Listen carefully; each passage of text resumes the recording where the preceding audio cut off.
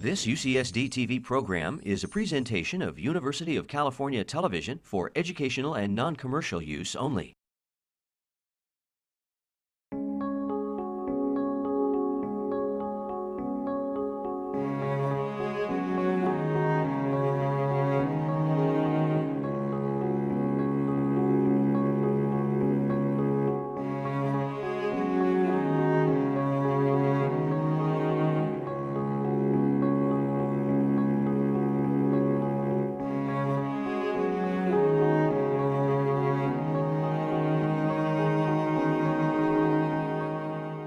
We at the Kroc School of Peace Studies are honored to be hosting Professor Johan Galtung, who is one of the founders of peace studies and who has shaped the field in the last 50 years through his prolific writing, research, teaching, and applied peace work.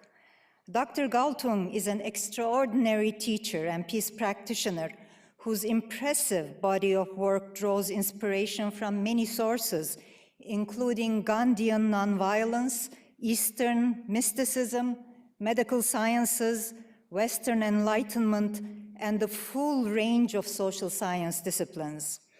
He is truly a transdisciplinary and global thinker who has influenced successive generations of students and peace professionals around the world. Dr. Galtung celebrated his 80th birthday a few months ago.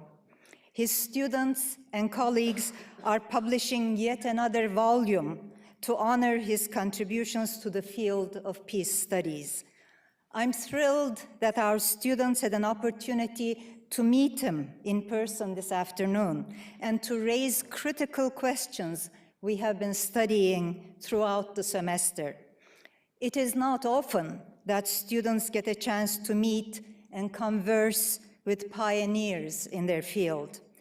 Professor Galtung dates his early introduction to war and peace to the German invasion of his native Norway when he was only 12 and witnessed the arrest of his physician father.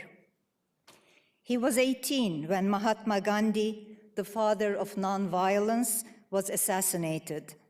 That left an indelible impression on him, leading to his lifelong commitment to peace by peaceful means.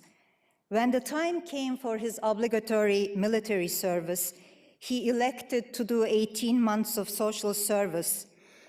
After 12 months, he requested that the remainder of his social service be spent in activities relevant to peace. Instead, he was sent to prison for 6 months of solitary confinement, where he was able to deepen his study of peace and nonviolence. The Cold War and the threat of nuclear war galvanized Dr. Galtung and other pioneers of peace studies to search for new ways of thinking about war, violence, and peace. At the time, peace research was considered a very radical and even a dangerous idea. Luckily, the end of the Cold War opened up a new and more promising era for peace research. And there is some good news coming out of that research. Armed conflicts declined steadily in the decade prior to 2003 as various wars came to an end and the number of battle-related deaths fell significantly. Using Dr. Galtung's incisive terminology, the post-Cold War era saw an extended period of negative peace, or the absence of overt, direct violence. Unfortunately, this does not mean that the world is a safer place and that the sources of war and violence have been eliminated. In fact, there is new evidence that the number of armed conflicts has increased by 25% from 2003 to 2008. Moreover, there are both new and persistent threats to peace, forcing all of us to think about how to achieve what Dr. Galtung calls positive peace by addressing the structural sources of violence. Dr. Galtung has been celebrated as a provocative thinker, a social innovator, a tireless international activist. We in Peace Studies are proud to call him our intellectual mentor for inspiring successive generations to bring the best of human knowledge, creativity, and energy to address the roots of violence through research, dialogue, and conflict transformation. Dr. Galtung. Ladies and gentlemen, Professor Chirgi, thank you so much for that lovely introduction. This is only to intimidate you. It's not for you to understand anything, but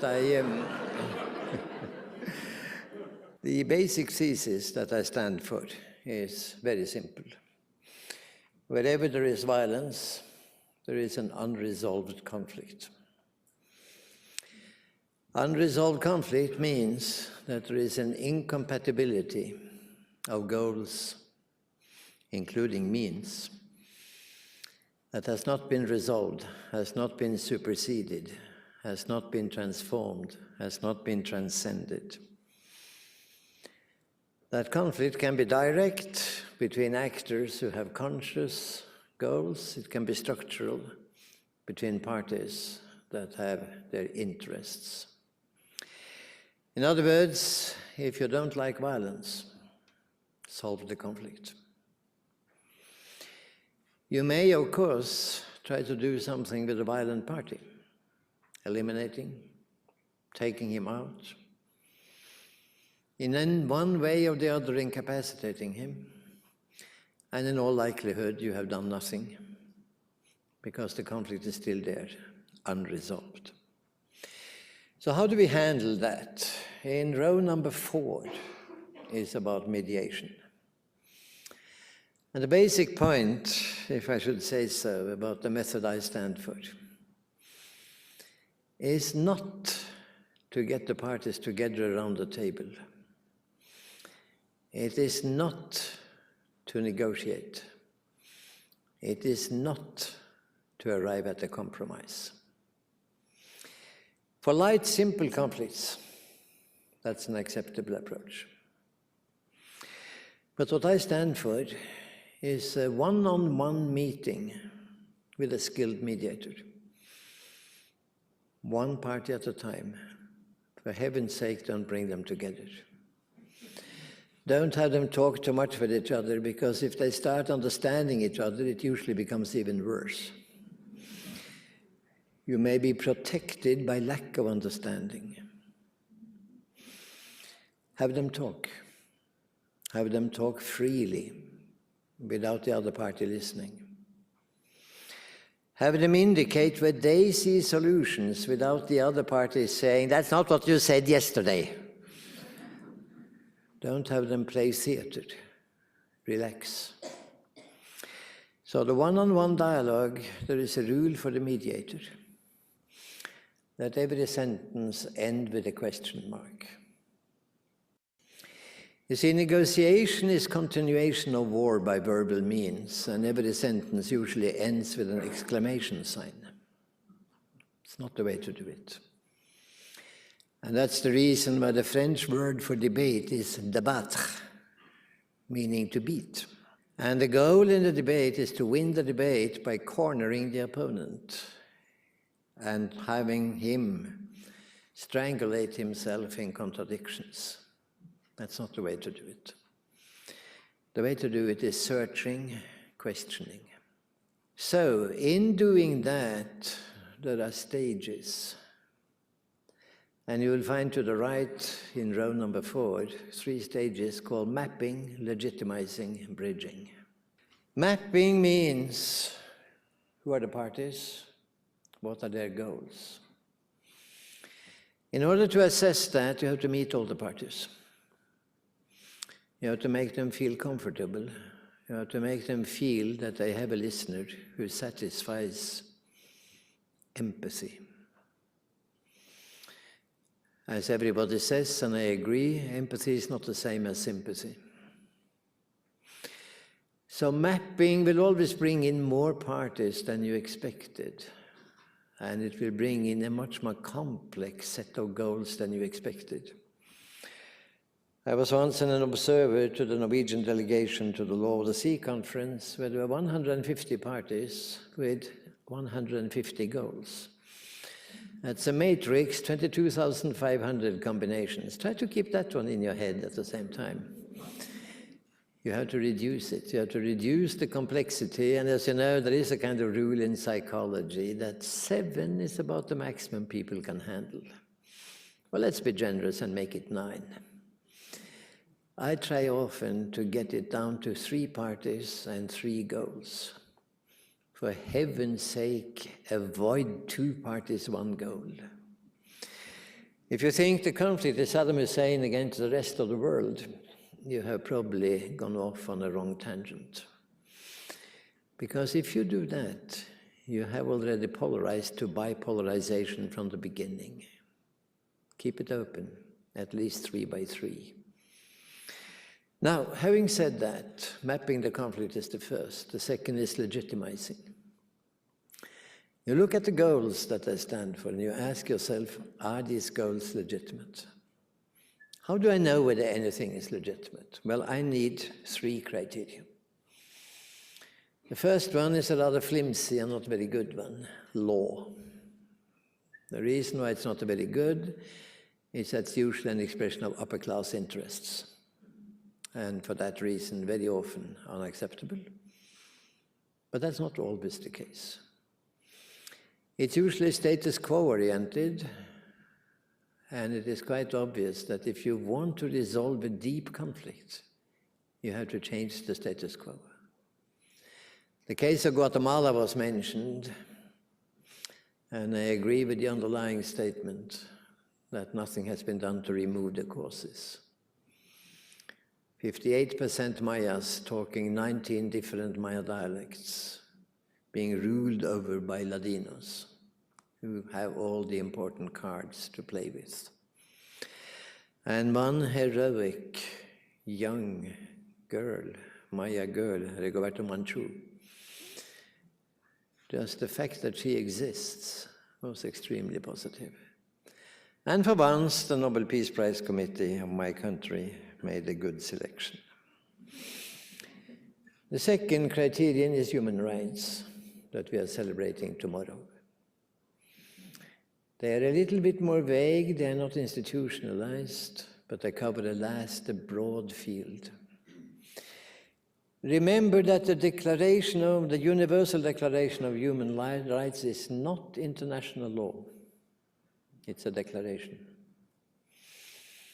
International law came the 16th of December 1966 with the conventions.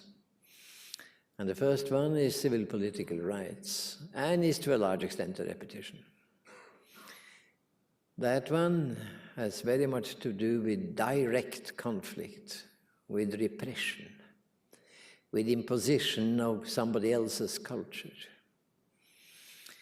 But the second convention is equally important, economic and social rights, that have to do with structural conflict. The first one is ratified by the United States of America, the second one is not ratified. We need both. There is an East Asian approach, which has been enacted by Japan, by Taiwan, by China. It's been enacted by South Korea. It will be enacted by North Korea. Economic, social rights first, civil, political second. I'm not saying that I agree or disagree, I'm just saying this is a way of doing it. Lift people up from the indignity of misery. And then, as the Chinese say, opening up. The Chinese are now in the opening up phase. Human rights is a fantastic guide if you use the 2 conventions of 1966, not only one of them. But there is something that is even deeper than human rights, basic human needs. They are uncodified, controversial, non-institutionalized. I operate with 4, based on extensive empirical research. survival, somatic well-being, freedom of the mind, and identity of the spirit. So to me, the human being is a combination of body, mind, and spirit, and these four basic needs apply to all of them. So let us now say that in order to answer the question of legitimation, I use all three: an element of law, element of human rights, an element of basic needs. And I listen to the parties, and I kick out some of their goals. If a party has an excessive desire for pipelines through Afghanistan and a base to prepare for the coming war with China, I call it illegitimate. And I would like to ask that party to analyze the conflict, if there is any, and try to see how it can be resolved.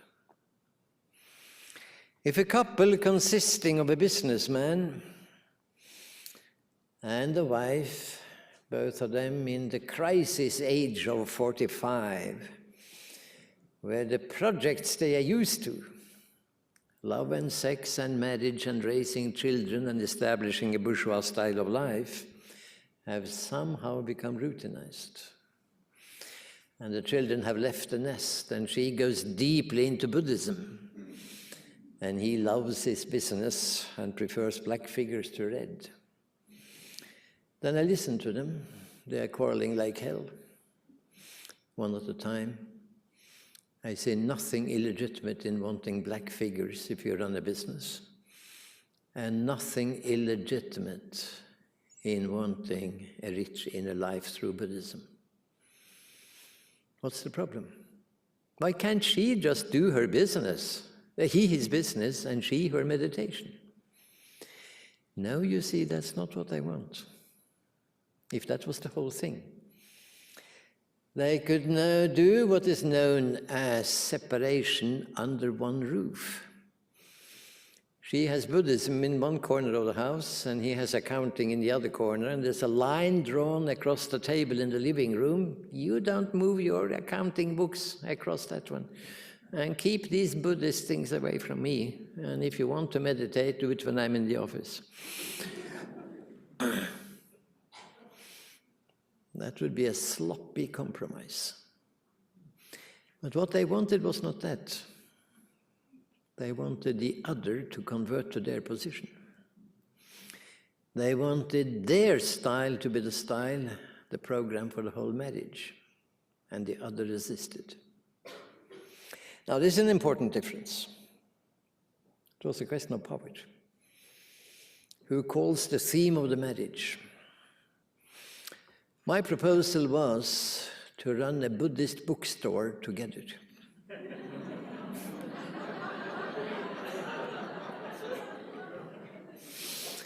In the meantime, they had, of course, established some relationships left and right. I think she went in for deep meditation with some man. And he probably hired a tandem bicycle in the woods or something of the kind. If you are mediating, you get stories. And by and large, after having done this for more than 50 years, I sometimes feel, can't I come up with something new?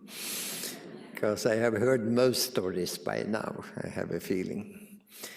Anyhow, the Buddhist bookstore gave business to him, Buddhism to her. I advised them to put 50% capital into it each. And after 1 week, she got an intense interest in black and red figures. And he did something he had never thought he would do in his life. He read a Buddhist book. Now, you see what I'm doing.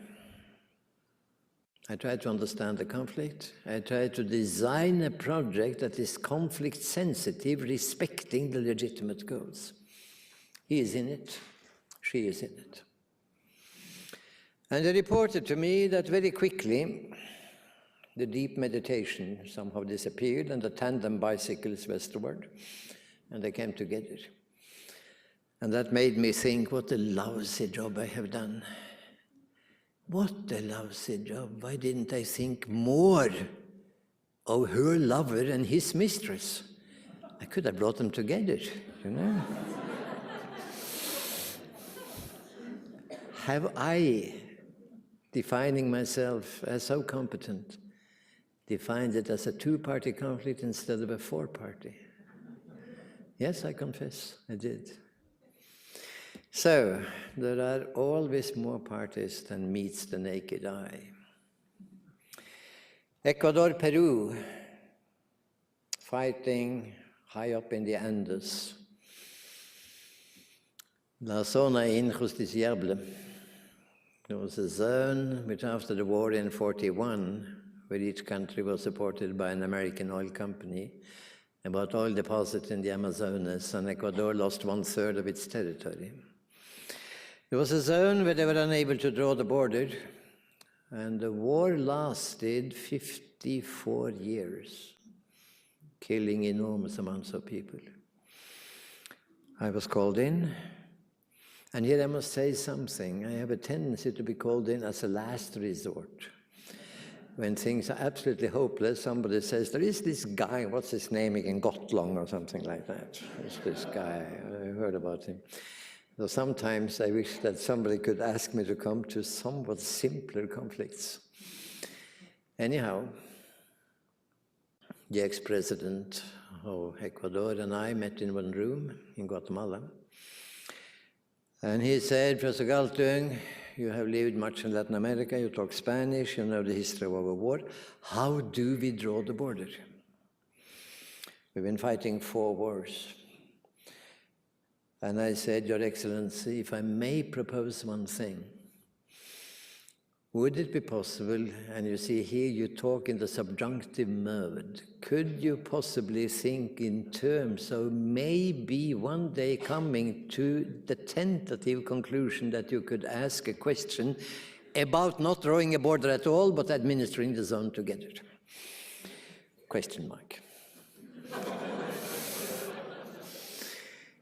This runs much better in Spanish than in English. English is a very bad mediation language. It is too, let us say, descriptive. The French say placatif, too declaratory. Norwegian is equally bad. Japanese is also bad because nothing is plain and simple. Everything is to be doubted. And sometimes you have to make a statement with some clarity to it. The Latin languages are good. German is good. Anyhow, the ex-president said, I've been to these conferences for 30 years. Nobody has ever proposed it. Very creative, Professor Galtung, but too creative. It'll take us at least 30 years to get used to the idea and 30 more years to realize it. It took 3 years. After 3 years, the peace treaty in 1998 became exactly that. That zone has now lasted for 12 years. There hasn't been one shot fired in anger. Nothing. It's been a very clear success. What was happening? Well, they both wanted access to that zone. They both wanted to own it. And one of them said, I love hiking. If I hike up in that zone, according to your plan, will I meet Peruvians? And I said, yes, you will meet Peruvians, because they also love hiking. I don't like Peruvians. It's a clear statement. So I said then, and this is a little sense of humor might help, you can do it the way the airplanes do it, you see. You do it from 4,500 to 5,000 meters. And he has 5,000 to 5,500 meters. Then there is a 500 meters for Ecuadorians again, things like that. And then he said, now look, that's ridiculous. With some training, I can start loving Peruvians. Notice now that you don't start with loving Peruvians, you start with a solution. Don't think that you can change their feelings and that's the solution. The solution is political in the real world. Things have to happen. A Buddhist bookstore is not exactly an innovation in this world, but it's new for them. In other words, something new has to be brought in. A zone of that kind was actually the first one. It is in Antarctic. Some colonial powers had practiced it, but otherwise it was the first one. Others had been working on it too. But I know that in 1998, when I was called in for a detailed discussion with the Admiral Staff and the General Staff of Ecuador, it was a mediator's delight, because I was grilled 8 hours about details. I knew this means we are in business. And when I didn't have an answer, you of course just honestly say, I don't know. But I think there is a method for exploring an answer. So what happens when one guy kills another guy in a binational zone? Which legal code applies? Interesting, and you can have lawyers going on for centuries discussing that one, and you can produce a whole library of books about it. So it's a good pastime for the legal profession. Or you can say you apply the law depending on who is the perpetrator of the act, and you apply his law. I mean, there are many answers to it, and these answers are interesting, because this is a globalizing world, and we will have many zones of that type. So, legitimacy. I came to the conclusion that Ecuador has a legitimate claim and Peru has a legitimate claim. Now, if both of them have a legitimate claim to the same thing, you have a problem, don't you? Well, they could own it together. Now, if 2 women have a legitimate claim to the same man, or 2 men to the same woman, we may have a problem, we may also have not. I'm not going to indicate any solution. Depends on your creativity. There is a French one called ménage à trois, which is one possibility. I'm not indicating anything, but I'm just saying that it starts your little mind moving. You need empathy, you need non-violence, you need creativity. Because you're now moving from legitimizing to bridging. And bridging means that you have legitimate goals on both sides, or 3 sides, or 4 sides.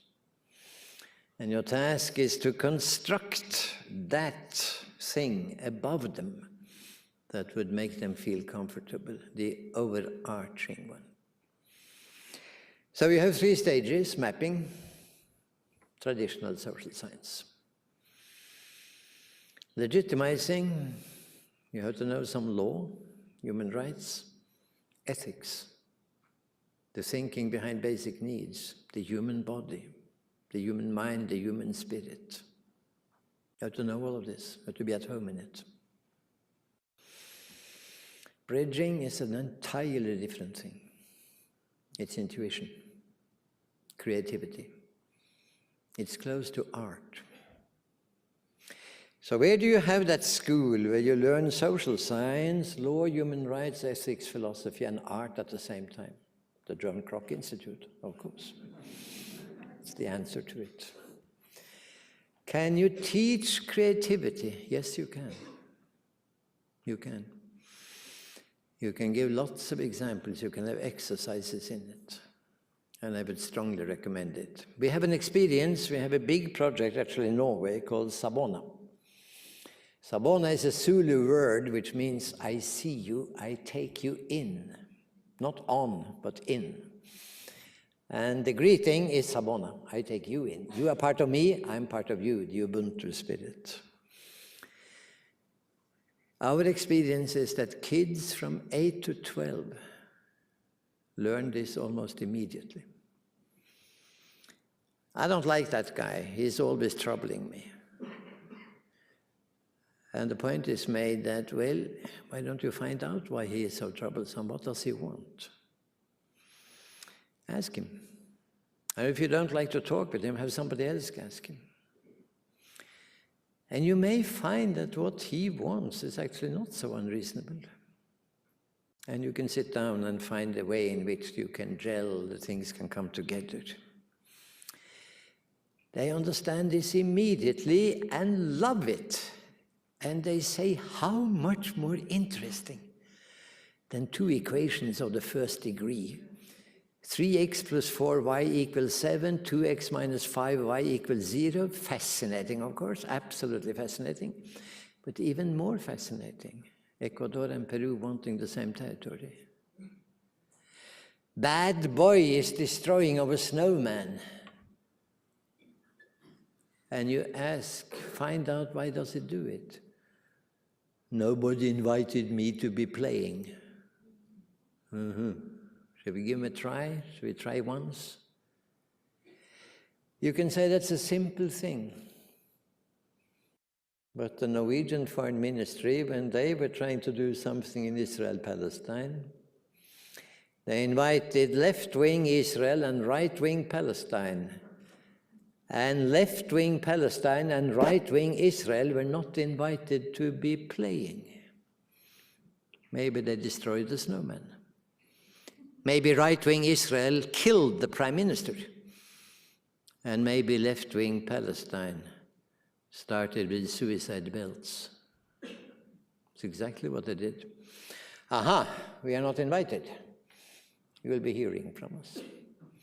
Don't get into the, excuse me, to be plain, frank, American nonsense of calling them spoilers. It's simply because you have forgotten to ask them.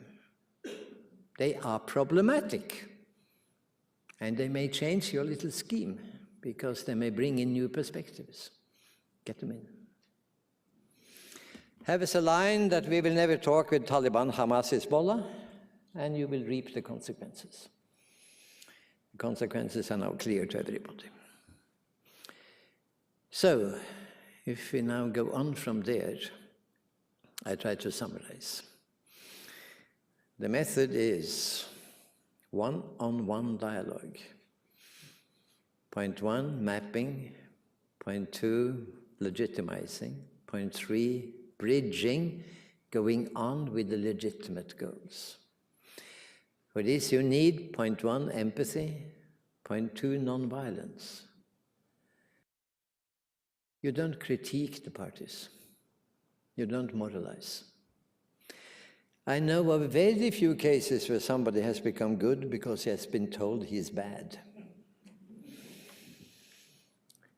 The approach is a different one that we call triple C. Be constructive, concrete, and creative. Try to show that there is a way out. Do not be afraid, don't be afraid of proposing things.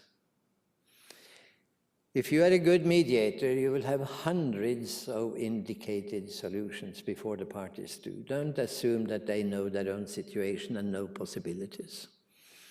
Any mediator worth a grain of salt will have enough experience, partly self-made, partly from literature, to be a walking, ambulating laboratory of solutions. Don't be afraid of proposing, but don't command. Propose them with question mark in the subjunctive mode. Make them fascinating as points on the menu for discussion, dialogue. Having said that, let's move straight to Afghanistan. Make a little jump. It's my major concern, in and out, Washington, Afghanistan. Nothing easy. So the first thing you do is that you ask the Taliban, what do you want? As a matter of fact, I have a way of formulating that question, which moves quite well. It's a general formulation that I recommend. What does the Afghanistan look like where you would like to live? What does the Middle East look like where you would like to live? What does the marriage look like where you would like to be a party? What does the Andes Mountains high up look like that you would like to see? In other words, you contextualize the goal, and that contextualization is important. They'll tell you. I don't think I have, my 50 years experience, almost not met anybody who is not more than willing to talk. The point is not that I don't talk, but I talk too much. And you have sooner or later to find a way of gently moving the conversation on. The parties will, of course, start with saying how bad the other is. And you say, wait with that one. I guarantee you it's on the agenda.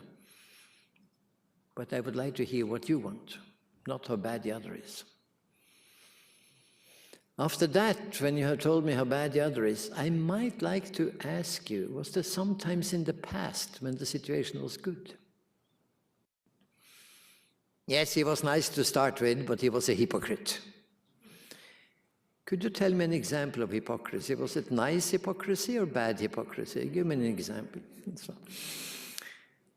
And I might like to ask about what are you most afraid of for the future? I'm afraid that the Zionists will continue expanding forever. I'm afraid that they will throw us into the sea. Now, this combination of positive, negative, past, future is a very powerful dialogue agenda, extremely powerful. So you ask the Taliban, what do they say? They say, we want three things, and they're not necessarily Taliban. Point one, we want Islam. We are dead against secularization. That incidentally throws out almost all the development projects because they come from infidels. And to believe that water is neutral is naive. No school is neutral. It's a question of who is running it in whose name. Is it in the name of Allah the Merciful? Or is it in the name of some project coming from the West? Point two, we hate Kabul. We want a decentralized Afghanistan. We are 20,000 villages in a mountainous country. We are poor. We are 7, 8 nations.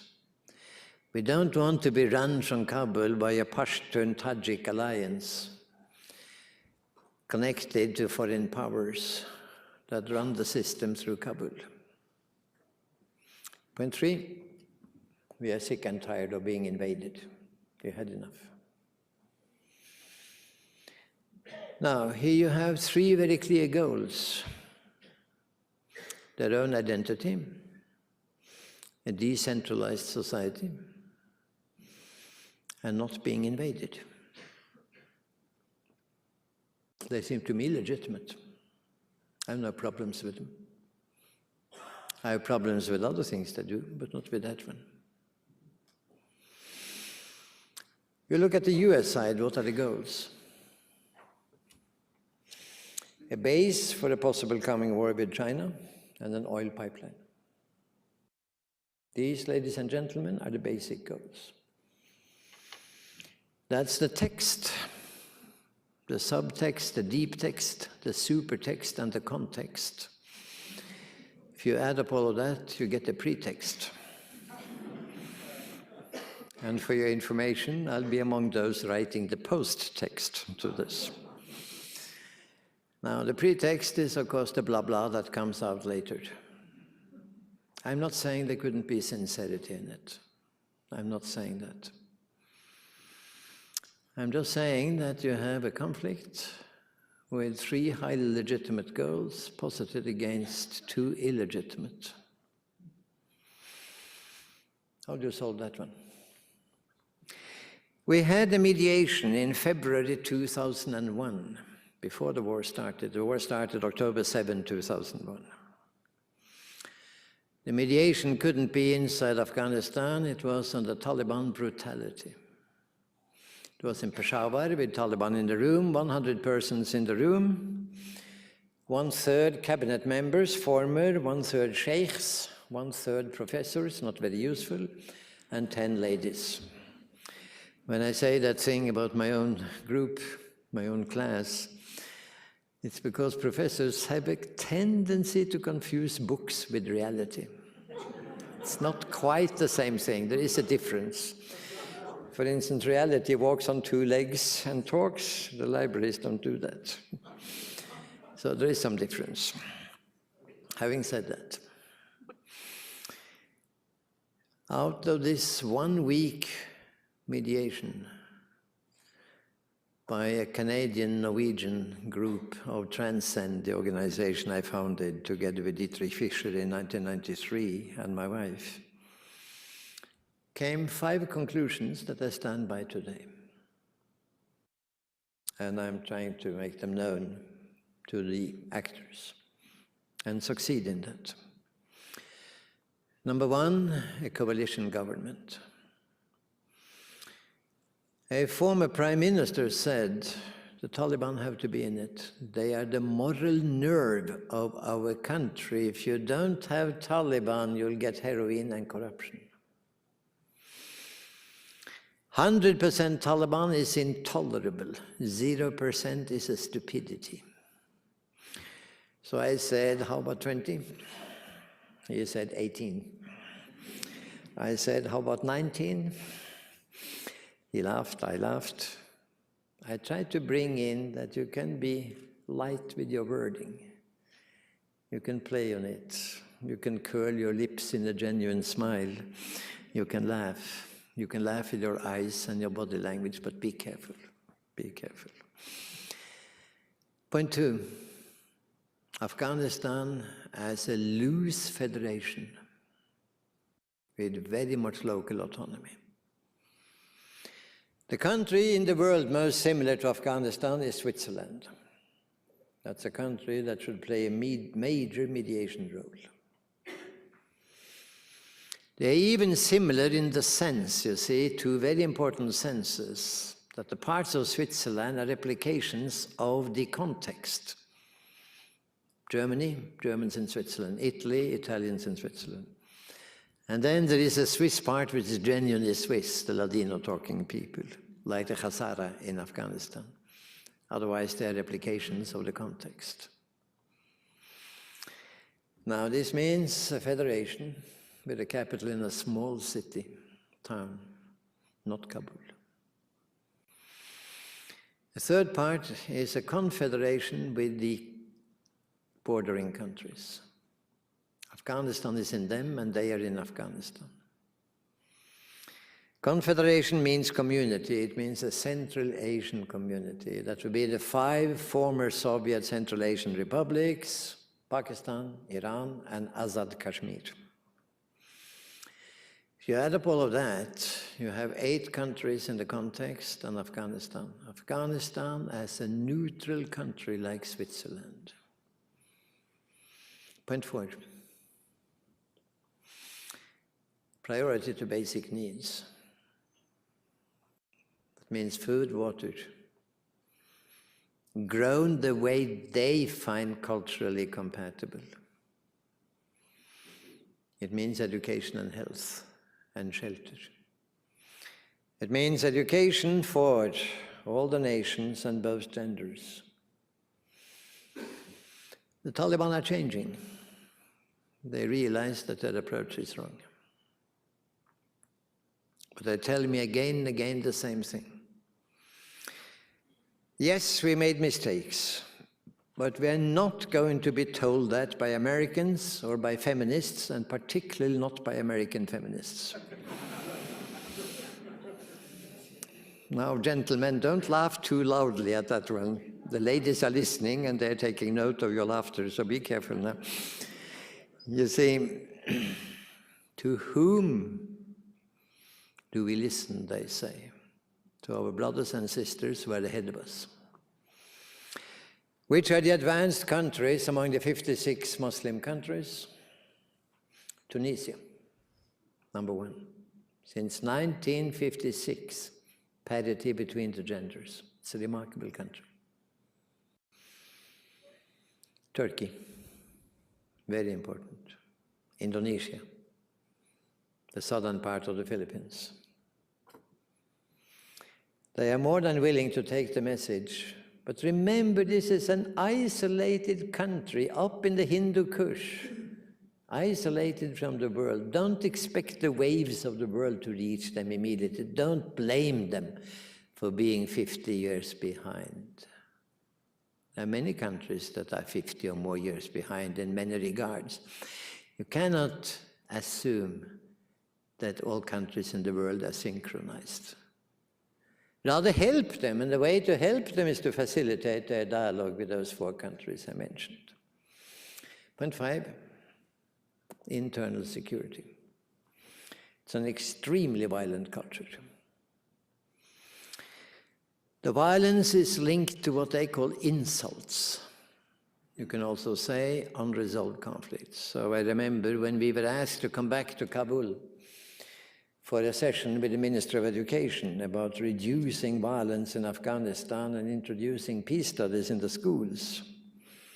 We were asking for examples of violence. What's the kind of insult that would lead to violence?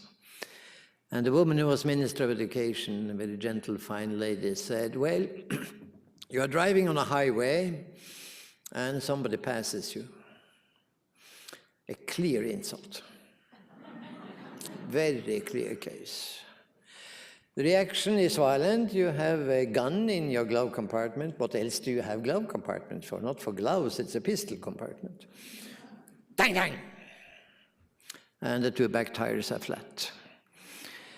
So we asked how much time between the insult and the violent reaction. She said about 5 seconds.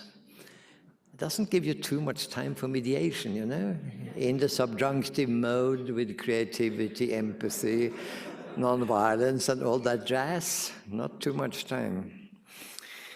So we chose another approach. What happens if somebody does not react violently? And she said, somebody will say, you're not a man. And I remember I said, this one I have heard before. This one I know. That one we know. Even we Canadians and Norwegians have heard that one. Ladies and gentlemen, the Minister of Education, sit down at the 10 tables. Who can come up with the best answer when somebody says you're not a man? The Minister of Education says, the first time in Afghan history, this has been seen as a matter of social conversation. And I said, if you have only 5 seconds, the answer has to be very short. Well, the gold medal went to so what? Question mark. And the silver medal went to something that the Spanish-speaking in the audience will understand immediately. That's your problem, not my problem. Ese es su problema, no es mi problema. That's a little bit too long. It eats up too much of the 5 seconds. How successful this has been, I don't know.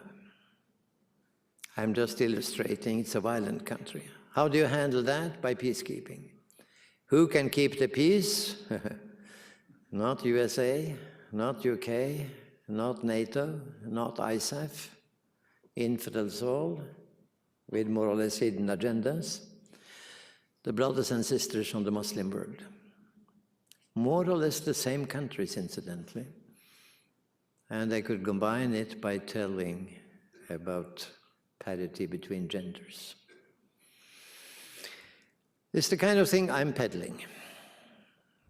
The kind of thing. I remember sitting in the Sam Rayburn building next to the US Congress with very famous Congress people. It belongs to my game that I never tell names. They said, Johan, fascinating. We have not heard this. CIA has never told us what Taliban stands for. Never. But how can we bring this to the American voter? They're not interested in conflict solution, they're interested in one thing, winning. Are we winning or losing? You have to promise them victory, the V word. And I said, are you sure of that? Or could it be that you haven't found the pedagogy? Could it be that you engage with the American voter and do it differently? Could it be that you tell media to approach this in a different way? Let me stop that line of reasoning because I'm now coming to a rather important point, which is the following. What are the options for the US in this situation? Let me first say, I ask you to look at the map. which are the countries around Afghanistan thinking the kind of way that I have introduced you to? Well, they are on an axis from Turkey, Istanbul, Ankara, to Shanghai, Beijing, China. China and Turkey are major actors. So is Iran. So is half of Pakistan. Maybe the half many people don't like. So what now are the US options? Victory is out. I'll give you 2 reasons why it has been out all the time, maybe 3 reasons. You're fighting 3 wars at the same time against something defined as Muslim extremism, which in some cases is exactly that. But it's also people who just honestly have their faith. Against the decentralization and the local autonomy, and against people sick and tired of being invaded, like they have been 5 times in the modern era. Point 2, there are 1,560 Muslims in the world, and they are obligated by the Quran to defend Islam by the sword when trampled upon. Remember, for them, the borders between Islamic countries are fake. They're drawn by us. Reality is the Ummah, the community of the believers. When they flow into Afghanistan, they're not crossing a border. They're moving inside the Ummah. Point 3. There is nothing called capitulation in Islam to infidels. If you hope for some kind of rickety, some tent with some rickety camping equipment and a secretary and signed on the dotted line and things of that type, you are living in a world of fantasy. There may be some local capitulation. Islam will never capitulate to anything else than another Islamic country, like Iran ultimately did to Iraq. They will not capitulate to infidels. If you want a war for eternity, please go on. It's been unwinnable from day one, from 7 October 2001. And the Prime Minister I quoted told me when we had come to the 5-point plan that this plan is something of the best I've ever seen. The only problem is it cannot be realized because the US is going to invade us in October. He said that in February. Now, February happens to be 7 months before 9/11. Why? Because they want a base for the coming war with China, and they want a pipeline from Turkmenistan down to the Indian Ocean via Afghanistan, Pakistan. Evidently, he was well informed, to put it that way. I looked at what was written under the finger when he was pointing to the map. This is where they want a base. It was written Bagram. Of course. If you mediate, you may very quickly become much better informed than media, much better informed. And I repeat, the rule of the game is it's non-attributable. Having said that, you are now in a situation where victory is impossible. Defeat is impossible. The option, the alternative to defeat is withdrawal. So we have this strange president at the time who is trying to ride on a number of horses at the same time, Republican horses, Democratic horses. I guess that soon he will have riding on a Tea Party horse too. And I have by that shared with you my skepticism about him. Too pragmatic. Having said that, which is in a sense irrelevant, the thing that I would hope for the United States to do would be to join conflict resolution. I've indicated points, others have other points. Call a conference for security and cooperation in Central Asia. Not run by USA, by Central Asian countries. So, ladies and gentlemen, your task is to make America love conflict resolution. There is nothing that particularly tricky about it. But you have to learn the secret to it. The other side might have a legitimate point of view. And if you try to combine it with your own, don't give up your own, and you try to be creative, you may get out of it so much more than victory. As a matter of fact, when I ask people high up, what is your goal? To win. And I then say, what happens then? Well, then it's over. They will understand they have lost. If you had lost, would you have understood that you have lost? No, but I'm made of a different material than these bastards. Well, it takes about 5 minutes to turn that guy around, to understand that he is in for problems. So let me just say, mediation is to paint on the wall a vision so attractive that the parties say, look, it's not exactly what I was hoping for, but I can go for that one. I can walk in the Andes even if I meet Peruvians. My husband doesn't have to become a Buddhist if we can work together on a Buddhist bookstore. I would like him to read the book. My hysterical wife, esoteric hysterical wife, who is shouting and crying about not mediation but meditation all the time, if she could only get a little sense of business, that would help a lot. In other words, you see the other party as somebody with whom you could work. I don't call it win-win, I call it transcendence, and the reason for that is that you have to go beyond the present reality into something new. One of the reasons why Americans are not good at this internationally is conservatism. They don't want anything new, they're afraid of something new. You should enjoy it. A zone in the Andes Mountains does not change the world radically, but it could be the beginning of something. So, ladies and gentlemen, good luck to you. Thanks that this institution exists.